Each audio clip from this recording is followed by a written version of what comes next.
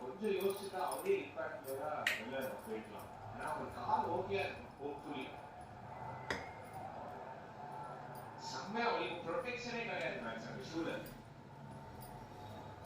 நீங்க தம்புதா வச்சிருக்கீங்க எக்ஸ்பீரியன்ஸ் இருக்கும். போக்ஸ் இருக்கு, போக்ஸ் சான்ஸே இல்லை.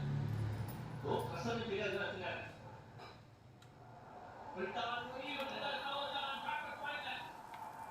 ஒரு பவுண்டரி எதுக்கு மாத்தான்னு தெரியல. முதல் பால் அறுந்த விக்கெட் வந்தாரு. இந்த ball over wicket third inside the circle. ஒரு நைஸ் ஜூசி ஃபுல் டாஸ். பவுன்சருக்கு ஒரு டபுள் கிளப் பண்ணணும்னு யோசனையில அழகா ஒரு பவுண்டரி கொடுத்திருக்காரு கோச்சியா.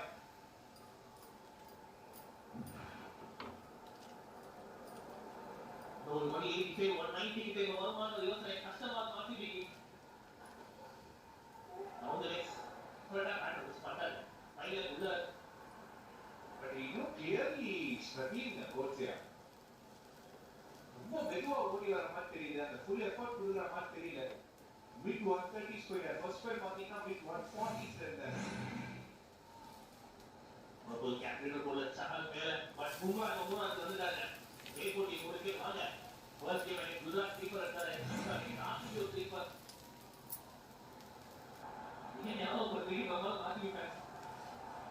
ஆல் பால் பும்ரா ஒரு பால் எப்படி திரும்ப ஒரு கால் கடிக்கிறாரு, ஒரு கால் கடிக்கிறாரு.